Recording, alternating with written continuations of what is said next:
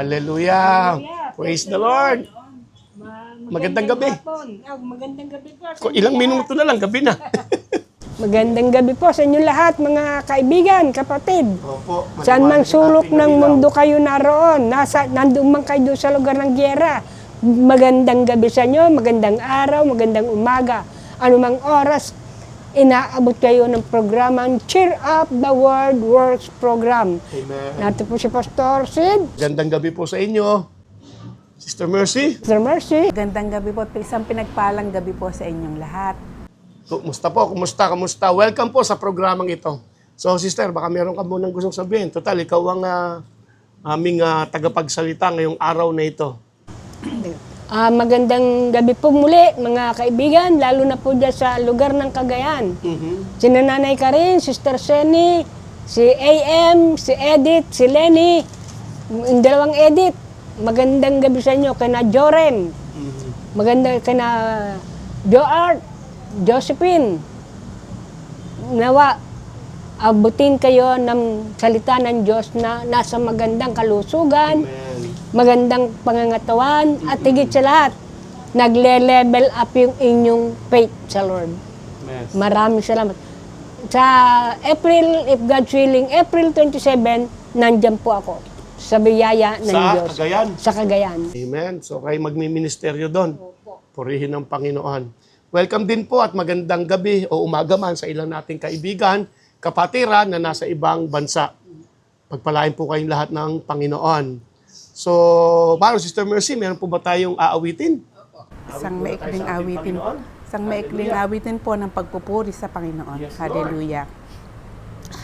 Sabi po sa Salmo 100 verse 4 at 5, pumasok kayo sa kanyang templo ng may pagpapasalamat at pagpupuri.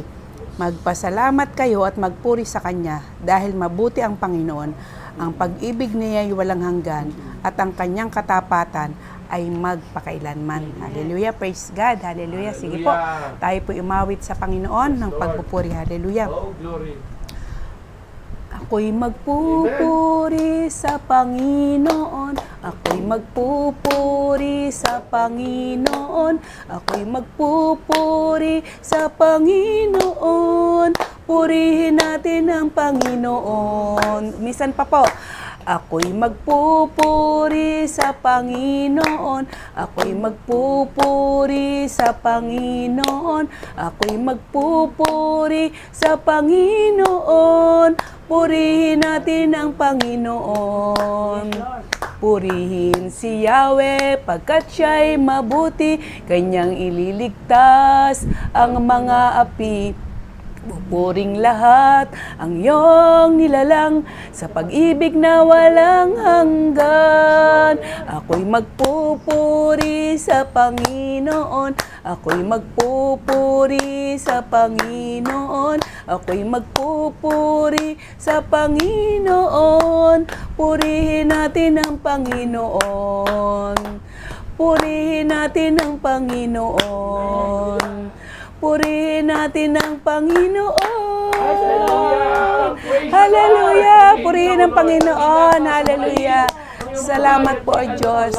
Thank you, Lord. Hallelujah. Sa iyo ang papuri, sa iyo ang kadakilaan, sa iyo ang kaluwalhatian. Hallelujah. Sambahin ang ngalan mo. Hallelujah. Hallelujah. Lord, we praise you, Jesus. We praise you, Holy Spirit. Siya nga po, mga kaibigan, kapatid. Tayo po'y patuloy na nagpupurit, nagpapasalamat sa ating dakilang Diyos. Tamang-tama pong awitin na kayo magpupuri sa Panginoon. Marahil tanong iba, paano ako makakapagpuri sa aking kalagayan? Gusto ko malaman mo, kaibigan.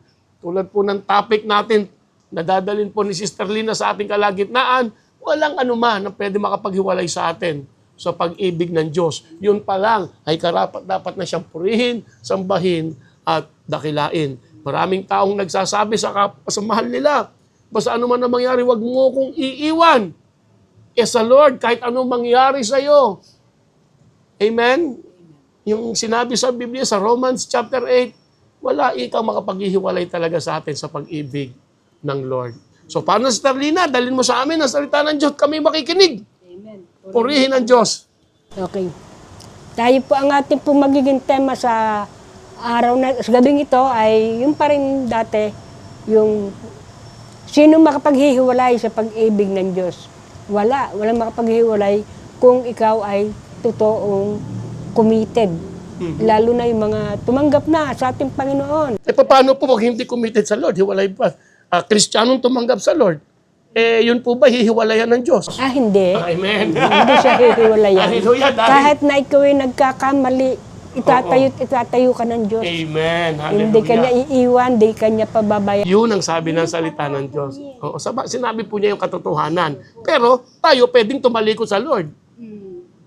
Pero pag talikod mo at bumalik ka, andun parati ang ating dakilang Diyos tulad ng prodigal son. Sige po, tuloy.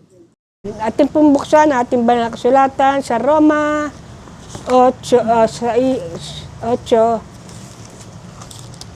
Romans chapter 8, 35 hanggang sa mga sumusunod na verse 35. Sige po. Ang hawak ko po ay King James Version. Romans 8 verse 35 to 39. Umpisan po natin sa 32. Opo. Kung ang sarili niyang anak ay hindi niya ipinagkait, sa halip ay ibinigay para sa ating lahat, hindi kaya niya ibibigay ng masagana sa ating ang lahat ng bagay? Sino ang makakapagharap ng paratang laban sa mga hinirang ng Diyos? Wow. Gayon ang Diyos ang nagpapawalang sala sa kanila. 34. Sino ang hahatol upang sila'y parusahan?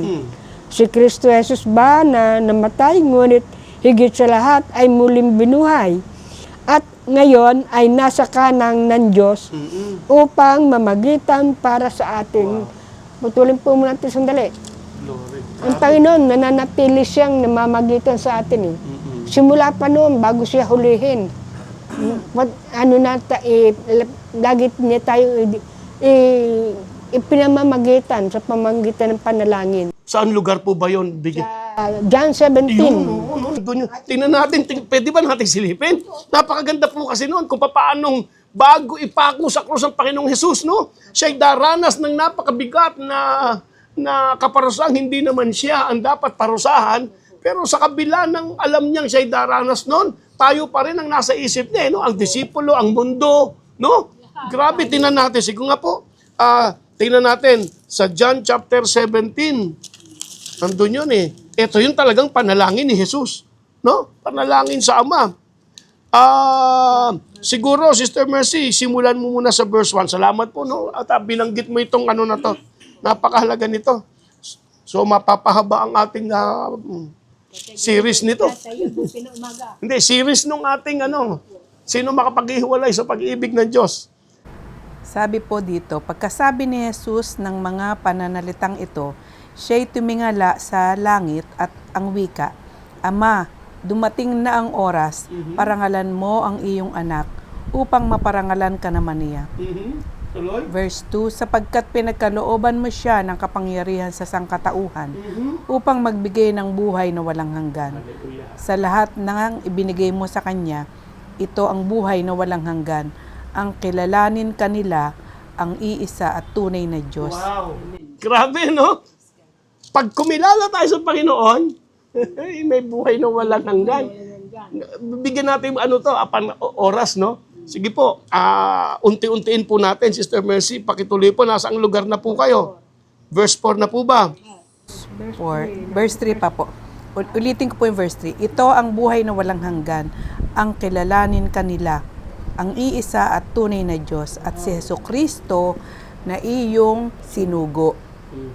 Inihayag ko rito sa lupa ang iyong karangalan. Natapos ko na ang pinagagawa mo sa akin. Kaya Ama, ipagkaloob mo sa akin ngayon ang karangalang taglay ko sa piling mo bago pa likhain ang sanlibutan. Tuloy ko po ba? Verse 6 po. Ipinakilala kita sa mga taong ibinigay mo sa akin mula sa sanlibutan. Sila'y iyo, binigay mo sila sa akin at tinupad nila ang iyong salita. Ngayon alam na nilang mula sa iyo ang lahat ng ibinigay mo sa akin.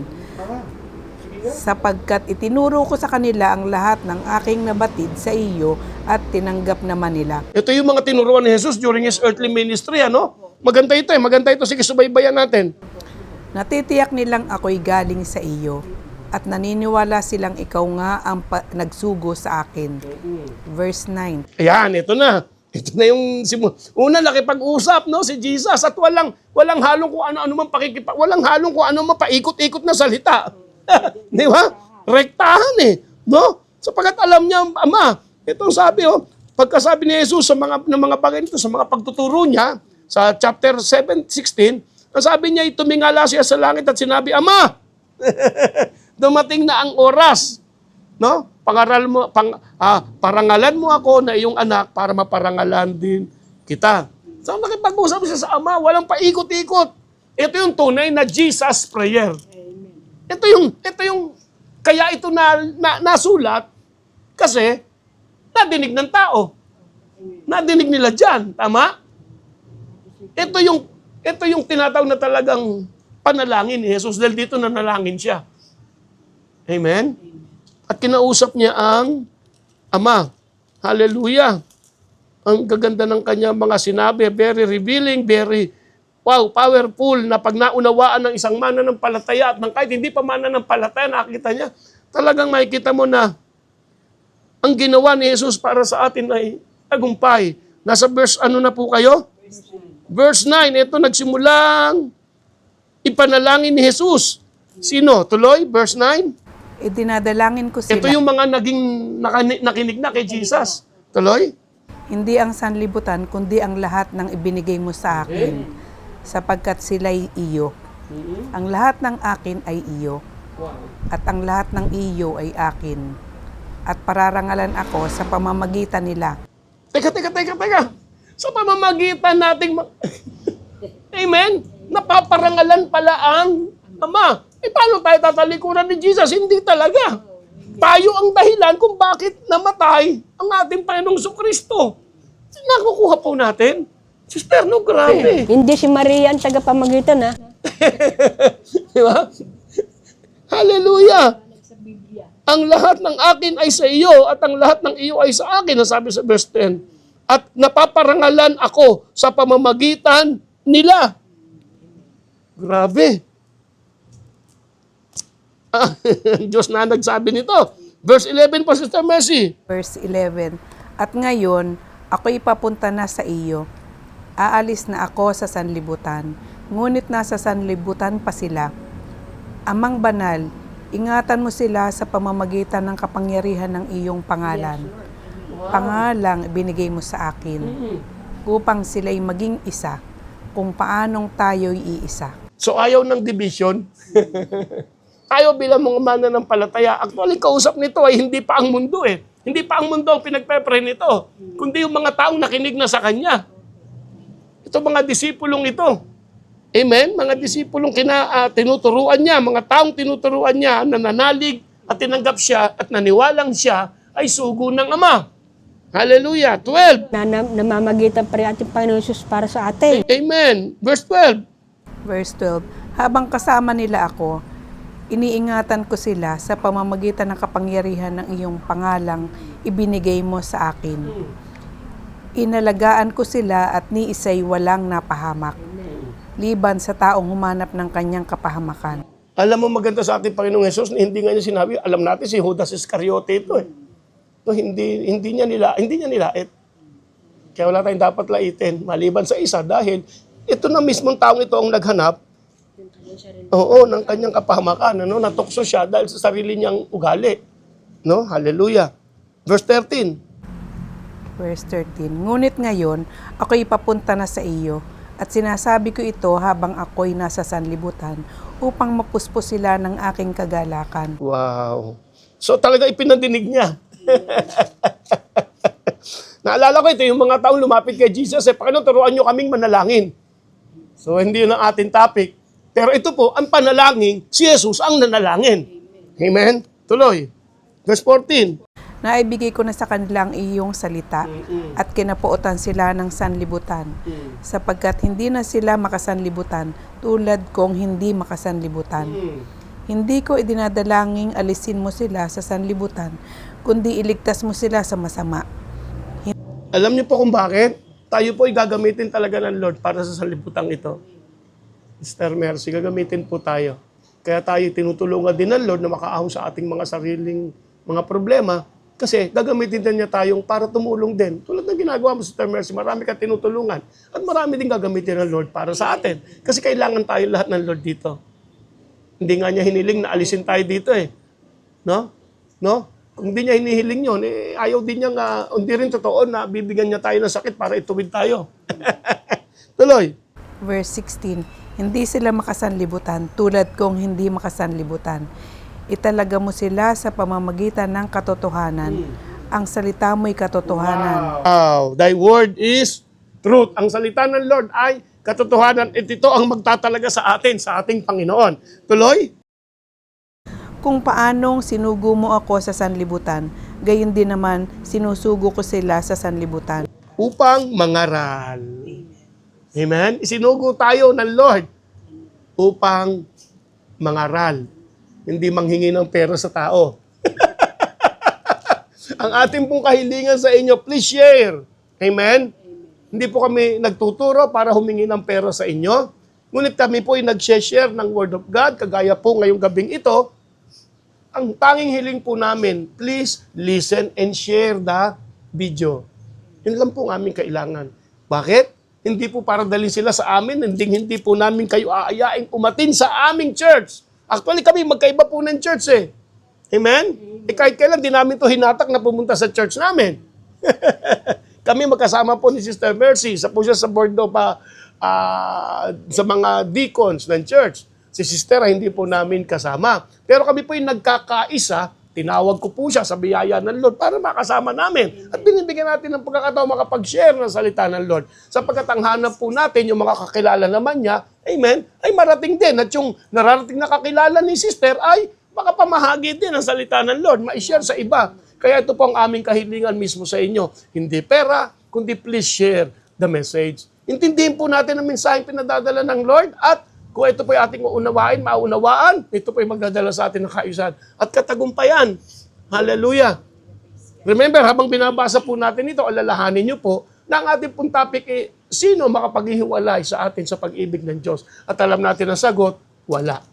At ito, tinitingnan natin ngayon kung paano pa kang si Jesus nga ipapako na noon tayo pa rin ang nasa isip. Amen? Amen? Hallelujah! Nasa ka na po, Sister Mercy? Verse 19. At alang-alang sa kanila itinalaga ko ang aking sarili upang maitalaga rin sila sa pamamagitan ng katotohanan. Sa pamamagitan ng Word of God. Pagpapahalaga sa atin. Ang grabe, no? Tayong nasa isip Alam nyo, sana maintindihan nyo sasabihin ko, no? Madalas sabihin ng iba, ang dapat daw natin tutukan ay kailangan natin ng tungkol sa Diyos. Pero actually, alam mo, tinitinan ng Diyos yung tungkol sa atin. Actually, lahat ng ginawa niya para sa atin At ngayon, wala na siyang gagawin para sa atin dahil nagawa na niya. Na-bless na nga tayo spiritually, kung paano, ano man kailangan natin. Ngayon, kailangan nating mag-manifest sa mundong ito. Arise, shine, for the light has come. Tayo manindigan, tumayo, ipangaral ang salita ng Diyos ng katotohanan, ipangaral ang kaligtasan, dalhin sila sa Panginoon sa pamamagitan ng paghahayag ng katotohanan ng kaligtasan, at dalangin po namin na magkaroon kayo ng sarili ninyong mga local church. Amen. Hallelujah. Tuloy, verse 20. Eto na. Tapos na yung mga disipulo. Tingnan natin ang verse 20. Hindi lamang sila ang idinadalangin ko, kundi pati ang mga mananalig sa akin dahil sa kanilang pahayag. Ito tayo ngayon. No? Nung makapangar. Remember sa Mark chapter 16, di ba? Mark 16. Ang sabi ni Jesus, humayo kayo sa buong. Kaya nga ikaw, hayo na nga hayo. Hanggang kailan nga alis mo uli? Sa 27 po ng April, April sa Cagayan. Cagayan, ang layo, no? Ilang taong ka na? 79. 79, mag-80, humahayo pa. Kasi doon siya tinawag. Amen? Eh kung ako nilagay ng Lord dyan, nahayo ko, hindi ako nilagay ng Lord doon eh. Amen? Pero pwede kayo sumama. Ha? Hindi nga ako nilagay ng Lord doon eh. No, ibig ko sabihin, kita mo? Di ba? Grabe ang Panginoon. Tingnan natin, di ba? Pag nagmura ang gasolina, mag-aeroplano tayo. So, verse 20, sino naman ang ipinapanalangin? Yung mga sasampalatay dahil sa pangangaral ng mga disipulo. Sa Mark 16, inutusan sila, humayo kayo. At hindi na pa rin nababawi hanggang ngayon. Humayo pa rin. Amen? Let's share. At maraming kaparaanan tulad na po nitong ating online programa. Cheer up, the word works. Walang dapat ipangamba sapagkat ang salita ng Diyos ay gumagawa. And if you stick to the word, you will come back with a testimony. Amen? O eto na, anong dalangin ni Jesus para sa ating mga tumanggap? During this time, tatanggap pa lang. Eh, nakatanggap na tayo. Ano yung nangyari? Verse 21. 20 muna. Hindi lamang sila ang dinadalangin ko, kundi pati ang mga mananalig sa akin dahil sa kanilang pahayag.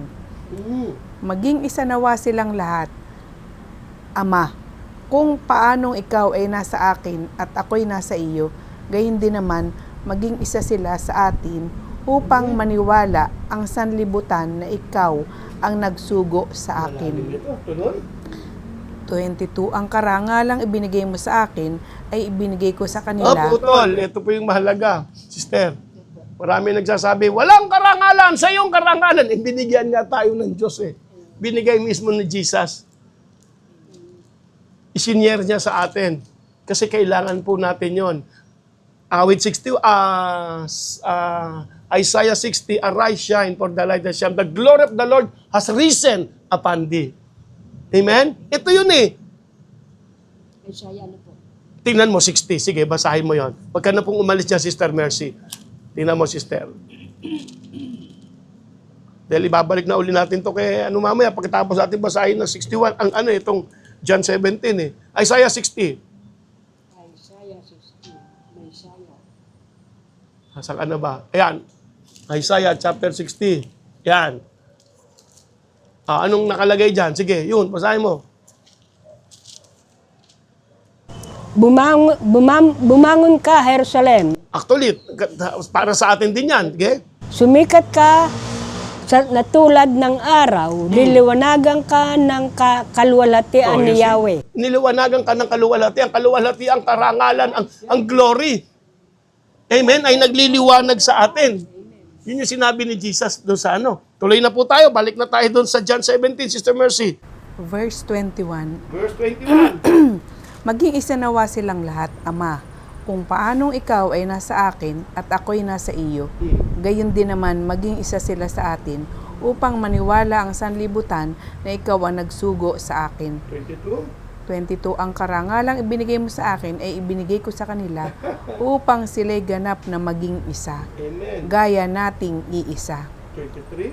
Ako'y nasa kanila at ikaw ay nasa akin upang lubusan silang maging isa.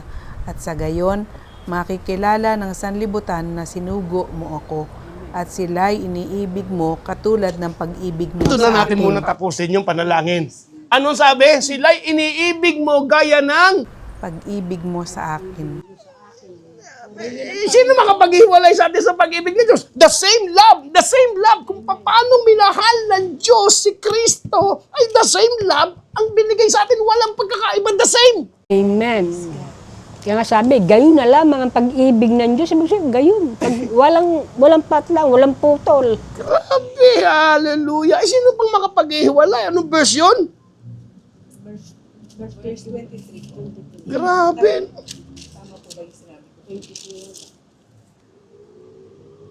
Minamahal mo ang mga mananampalataya tulad ng pagmamahal mo sa akin. Yun ang gamit ng aking Biblia. Yun ang version na aking hawak na sa aking cellphone. Minamahal mo ang mga mananampalataya. Ikaw yun at ako. Amen? Kaya mamaya pagpapatanggap po, tumanggap ka sa Panginoon. Verse 23 yun, sa bandang huli. Iba lang tayo ng salin, pero pareho na sinasabi nga, ito mas madaling maintindihan. Hallelujah!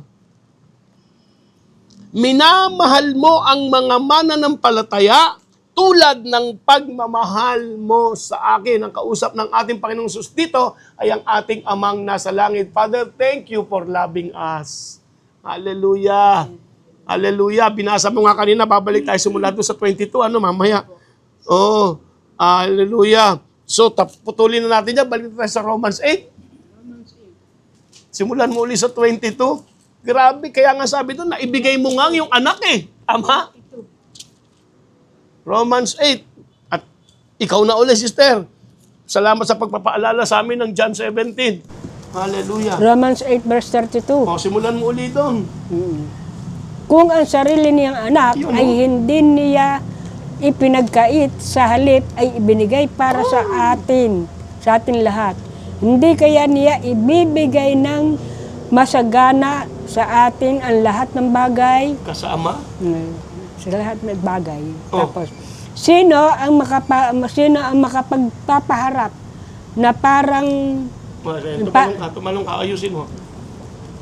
May sakdal na kasama pa yun eh. ito verse Kaya, ituloy mo. kung ang sarili niyang anak Okay. ay hindi niya ipinagkait, Mm-mm. sa halip ay ibinigay para sa atin lahat. Okay. Hindi kaya niya ibibigay ng masagana sa Oo. ating ang lahat ng bagay? Mm-mm. Sino ang makapaghaharap ng paratang Yun, ang paratang. labang sa mga hiniran ng Diyos? Mm. Gayon ang Diyos ang nagpapawalang sala sa kanila. Mm. Sino ang hahatol upang sila'y parusahan? Oo, sino daw? Si Kristo Jesus ba na namatay ngunit higit sa lahat ay muling binuhay? Mm. Sa ngayon ay nasa kanan ng Diyos upang mamagitan para sa atin. Mm-mm. Yun Kaya nga. tayo nakarating sa 17 eh, no? Opo. Tuloy. Sino ang makapaghihiwalay sa atin sa pag-ibig ni Kristo? Mm. Ang kaguluhan kaya? Mm. Ang kapigatian? Mm. Pag-uusig? Pagkagutom? Kahirapan? Panganib? O kamatayan? Ayon sa nasusulat, dahil sa inyo'y buong araw kaming pinapatay, turing nila sa amin ay mga tupang kakataying lamang. Hindi sa lahat ng mga ito'y tayo lalo higit pang magtatagumpay sa pamamagitan niya sa pagmamahal sa atin. Yung pagtatagumpay ng Diyos dahil Sige, tuloy yung mo. Sister. pag-ibig niya sa atin. Pagkat natitiyak kong walang makapaghiwalay sa atin Wala. sa kanyang pag-ibig. Kahit ang kamatayan o ang buhay ang buhay ng mga anghel o ang mga pamunuan at ang mga kapangyarihan, ang kasalukuyan Mhm. o ang hinaharap, ang katastaasan o ang kalaliman, Mm-mm. o alinmang nilalang ay hindi makapaghiwalay sa atin sa pag-ibig ng Diyos na ipinagkaloob sa atin sa pamamagitan ni Kristo Jesus na ating Panginoon. Hallelujah. Purihin po ang Nabanggit dyan, sister, yung mga kahirapan, kamatayan, sakit karamdaman, wala makakapaghiwalay. Meron ka ba magandang example dyan sa Biblia na nakaranas ng ganon, nandun pa rin ang Panginoon? si Job. Si Job? Oh, sa Job. Pumunta po tayo kay Job. Bago tayo rin, meron ka pa bang gustong sabihin tungkol dyan? Kaya kailangan po ng isang mananampalataya yung commitment mo sa Diyos. Amen. Na huwag tayong, kahit na anong mangyari, kahit na anong kahirapan, kahit tayo gumagapang na, sige pa rin. Sa Diyos pa rin tayo aasa. Sa Kanya lang tayo pwedeng manalig eh. Sa kanya. Sa tao, wala tayong maasahan. Hindi, maaaring makaasa tayo sa tao, ngunit darating ang time, ang tao may hangganan di po ba? Bibigay at bibigay din yan May limitasyon. Oo, may limitasyon ng tao at hindi natin masisisi yung tao. Hindi ibig sabihin din na niya tayo mahal. May limitasyon talaga, no? Pero ang Diyos, wala. Walang limitasyon ang Diyos sa pag-ibig sa atin. Kaya manatili tayong nananalig, nananampalataya, nagtitiwala para tayo magtagumpay. Amen. Dahil itong talatang ito po yung, parang kumbaga sa isang sundalo pastor, tinitrain tayo eh. Tinitrain tayo. Kung di tayo matitrain, di sa mga ganitong mga sitwasyon, paano tayo makakarating doon sa pinangako ng Diyos na buhay. Ano pong maano nyo doon, Pastor? Doon sa ano. Okay po yun. Kaya kailangan po, yung pong mga bagay na ito, ipinahintulot lang po ng Diyos para sa atin. Para makita, para tayo lalong matuto, lumalim, at lalong lumaganap yung kapangyarihan ng Diyos sa ating buhay. Mag-manifest yung kapangyarihan. Kung tayo po ay mananatiling, umaasa, nananampalataya, at nananalig sa Kanya. Wala tayong maasahan dito sa mundo. Puro kahirapan lang. Hindi talaga tayo dapat ubasa sa mundo. Dapat tayo,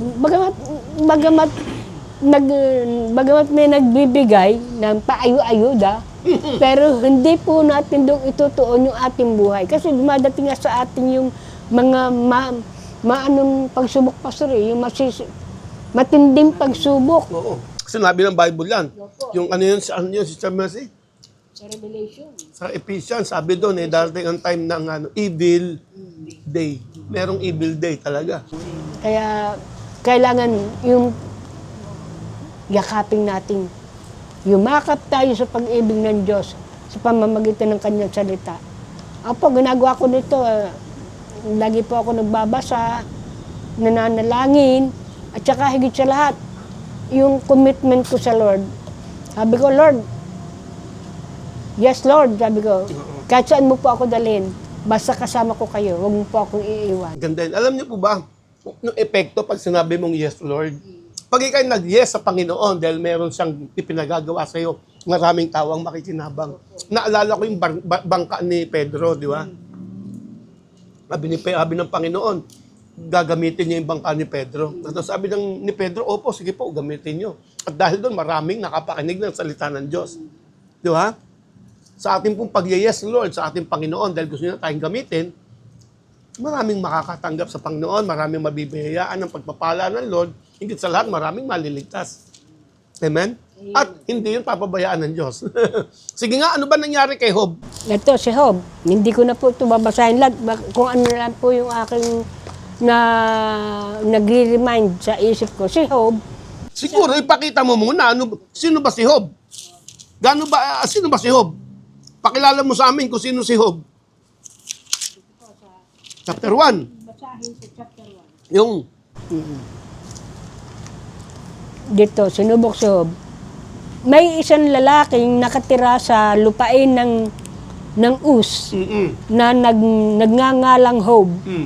Siya ay isang mabuting tao, sumasamba sa Diyos at umiiwas sa masamang gawain. Mayroon siyang 7 anak na lalaki at 3 anak na babae. penging ballpen. Ayun po. Yung papel mo kaninang ipinagyayabang sa akin. Yung maliit lang, 1/4. O sige, ito. Si Job, ilan ang anak na lalaki? 7. 7.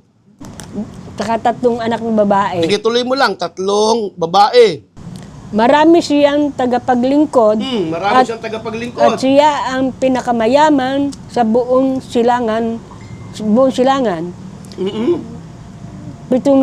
ang kanyang tupa, 3,000 ang kanyang kamelyo, Kamelyo, 1,000 ang baka, 1,000 ang baka. at 500 ang asno. Aba, grabe ang daming nito. Ito po yung kanilang kabuhayan noon eh. Ito yung kumbaga parang mga ari-arian na pinagkakakitaan. Ilan yung 500 asno? Okay? Nakaugalian na ng kanyang mga So pakiputol. So itong si Job, mayaman. Una, siya po ay ayaw ng kasamaan. Okay? Siya may takot sa Diyos. Umiiwas sa kasamaan. So, kaya marahil pwede natin sabihin, kaya nandun ang Diyos. Di ba? Pwede. Di ba? Kaya mahal siya ng Diyos. Makikita natin yung pag-ibig ng Diyos sa kanya dahil pinagpapala siya. Tama? Actually, panahon noon, pag ikay maraming anak, ay biyaya. No? Ngayon ang tao, anak ng anak. So, meron siyang 7 anak na lalaki, 3 babae. So, 10 lahat ng kanyang anak. So, mayaman siya. Siya ang pinakamayaman sa buong silangan Okay? This is verse 4. Sa verse. Nakaugalian na Ngayon, hindi, ito ang tingnan natin. So, itong mga anak niya, sister, ayon sa binabasa mo ay, sa verse 4, nagkaroon ng, yung na siya para hindi sa verse 6 mo na ilagay. sa verse 6 na lang. Verse 6. Kasi ang titingnan lang naman natin dito, yung ano no? Po yung pangyayari. Mm-mm. Dumating ang araw na ang mga anak ng Diyos ay humarap kay Yahweh. Mm. At naroon din si Satanas. Mm. Tinanong ni Yahweh si Satanas, ano bang pinagkakaabalahan mo ngayon? Mm. Nagpapabalik-balik ako sa lahat ng sulok ng daigdig. Pakiputol, yan yung sinasabing Be sober, be vigilant, because your adversary Satan is roaming around like a roaring lion, looking for someone to devour. Papaikot-ikot si Satanas, naghahanap ng masisila. Sa inyong pag-iikot, parang ganon, sa verse 8.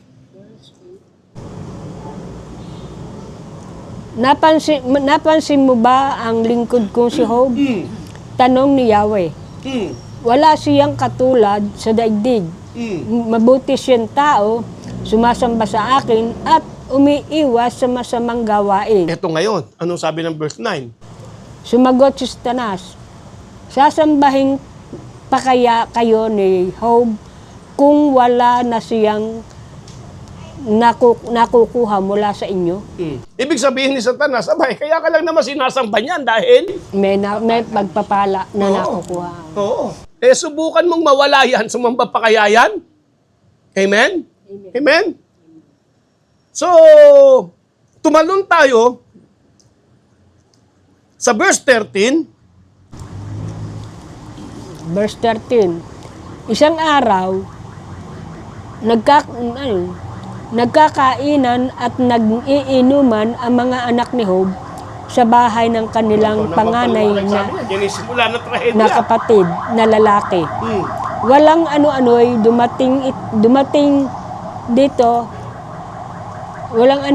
dumating kay Job ang isa niyang tauhan.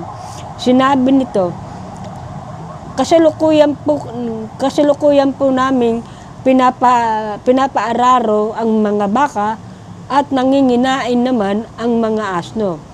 Nang may dumating ng mga sabeyo, kinuha po nila ang mga baka at mga asno at pinatay pa ang aking mga kasama.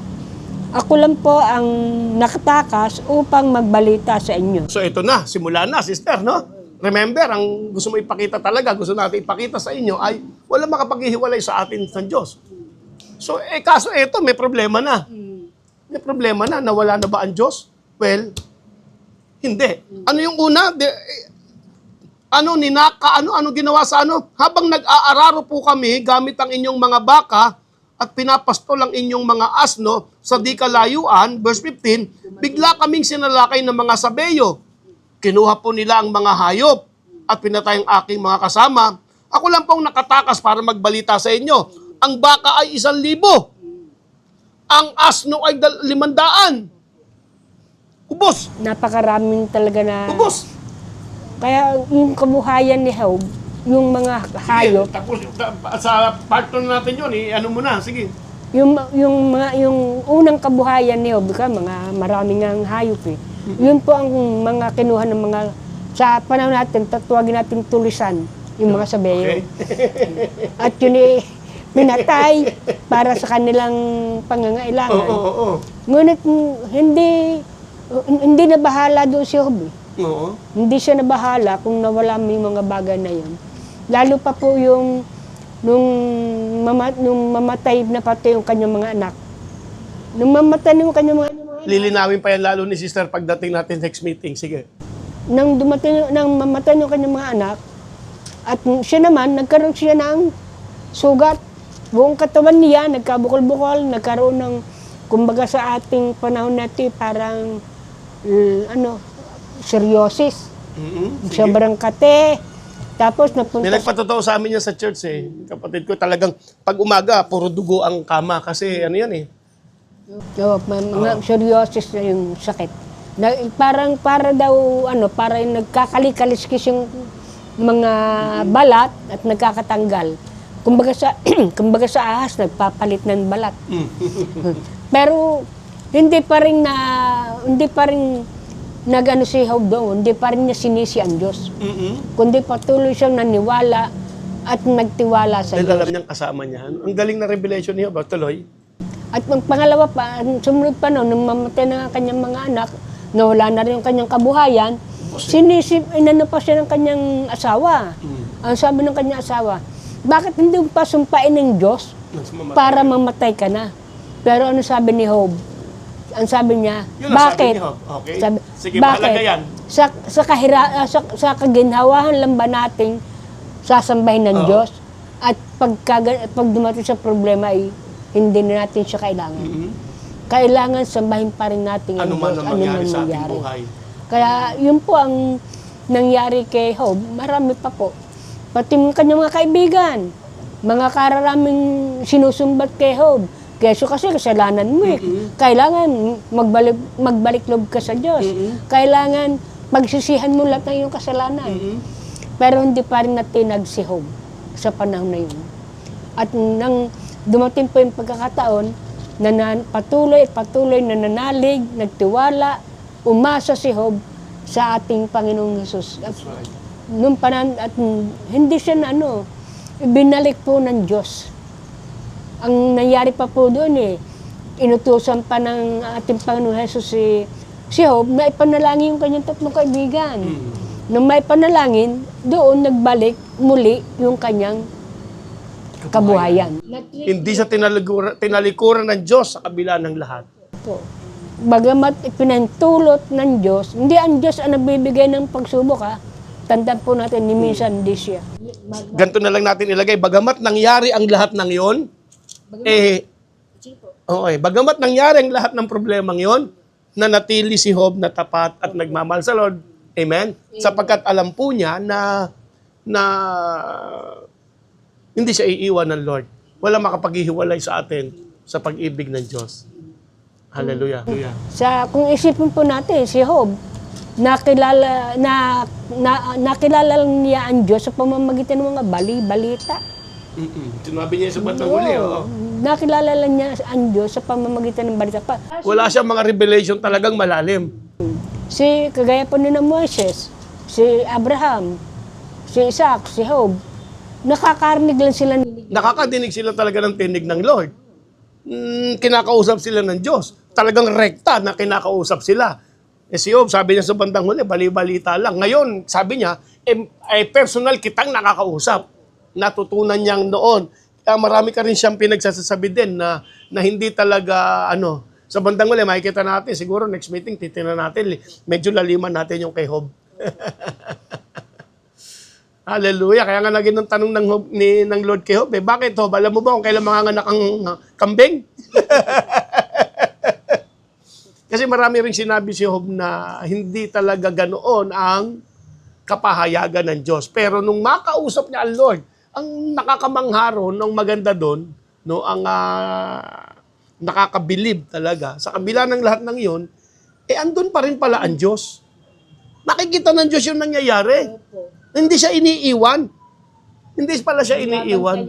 Oo, andun, hindi siya papabaya, ang malugmok talaga. Hallelujah. Purihin ang Panginoon. Hallelujah. So, kailangan po natin ng ating Panginoong Jesucristo sa ating buhay. Sa next ating pong pagtatagpo, nandito ka pa noon, Nandito ka pa. April 27 ka pa naman, Malayo-layo pa. So, para po mangyari at maganap lahat ng mga bagay tulad ng dalangin ni Jesus sa 17, di ba? Yung mga tatanggap. So, kailangan po natin tumanggap. Sister Mercy, i-guide mo nga kami. Praise God, hallelujah.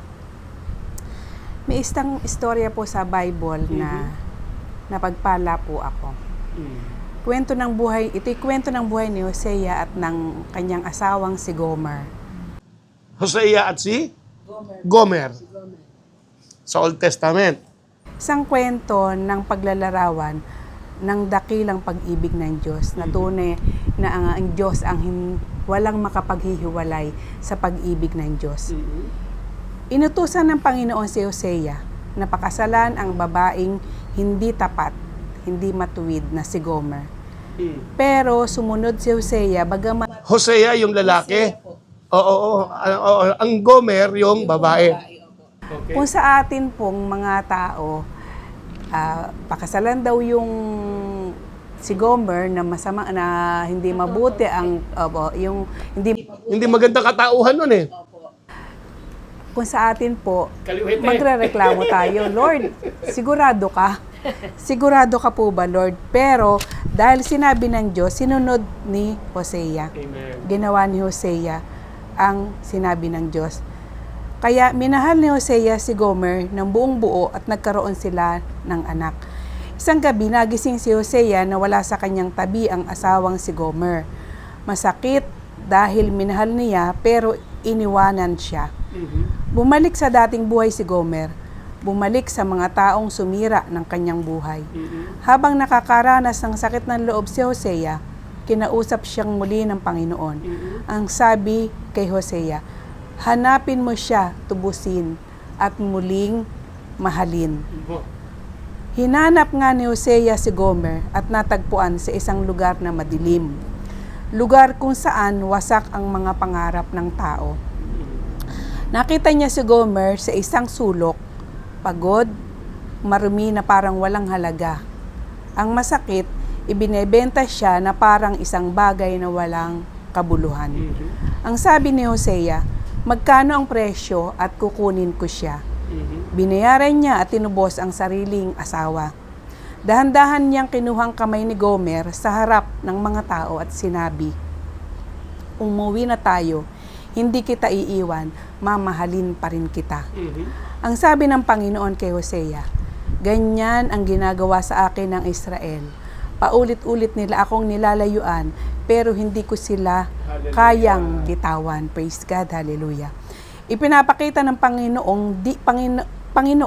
pinapakita ng kwentong ito kung gaano kadakila ang pag-ibig ng Diyos. Amen. Sabi nga po sa John chapter 3 verse 16, gayon na lamang ang pag-ibig ng Diyos sa sanlibutan, kung kaya't binigay niya ang kaisa-isa niyang anak na si Jesucristo upang ang sino mang sumampalataya ay hindi mapahamak, maputol na yung kapahamakan.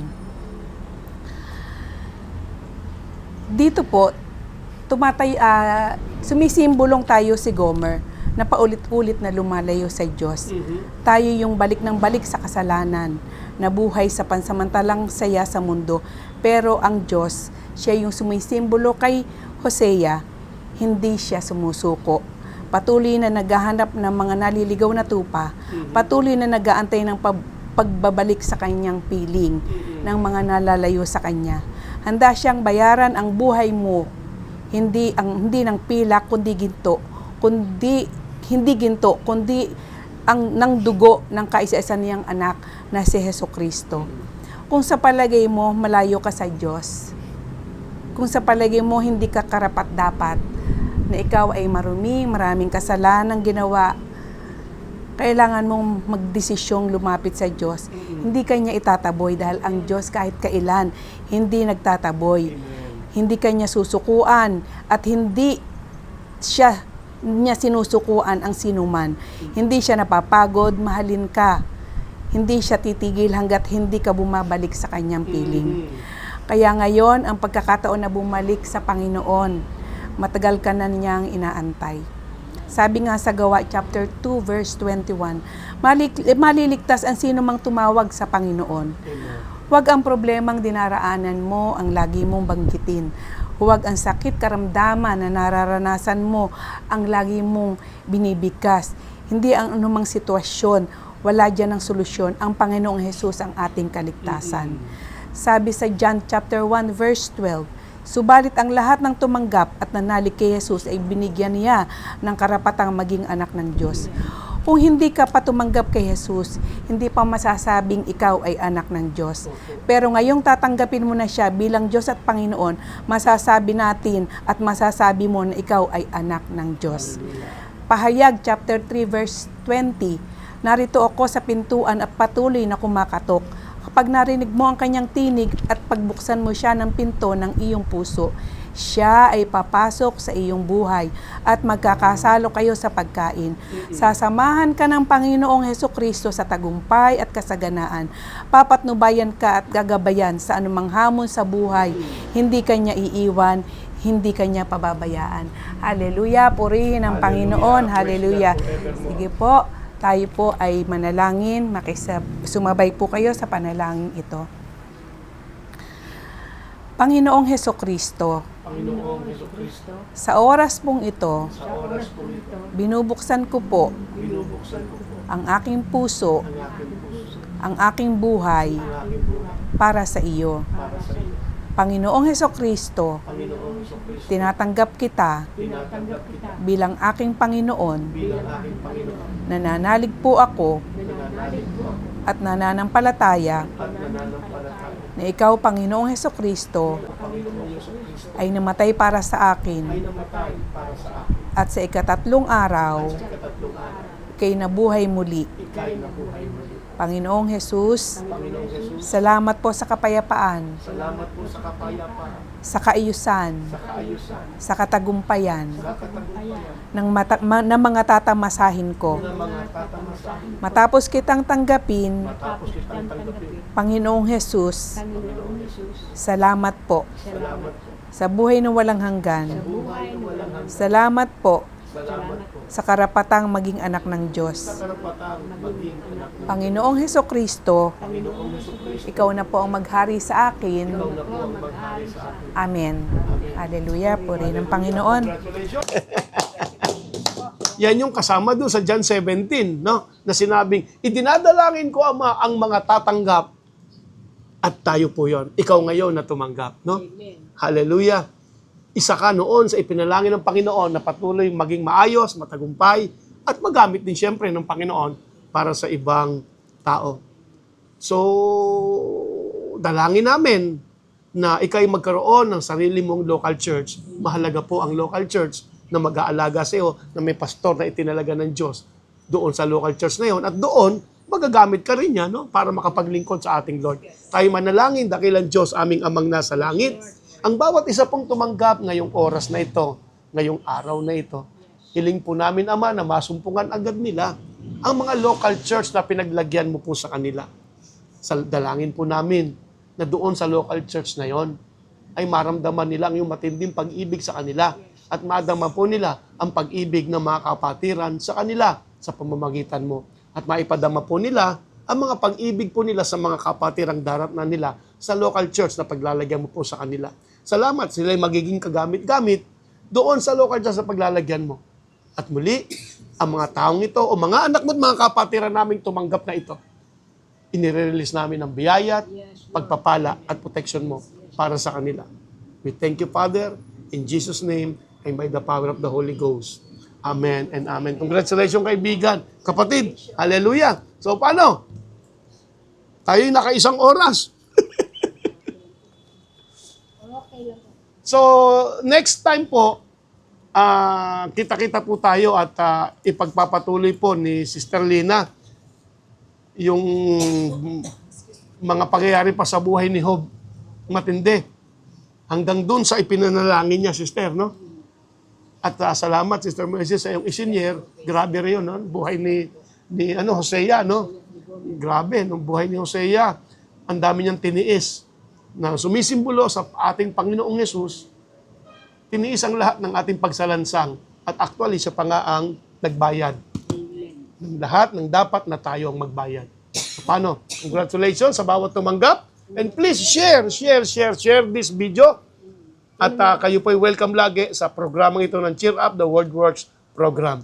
Bye-bye! Baka may sasabihin ka? Bye-bye! God bless you! See you next! We God love you. bless. Jesus loves you. Tinanggap natin na walang bayad, isi-share natin walang bayad. Amen. Kaya walang perang involved. Praise God. Salamat sa Forevermore. Panginoon. Hallelujah. Purihin ng Panginoon. Magpatuloy kayo. Malapit na dumati ating Panginoon. Huwag na kayo magpatumpik-tumpik. First flight tayo, first flight. Amen.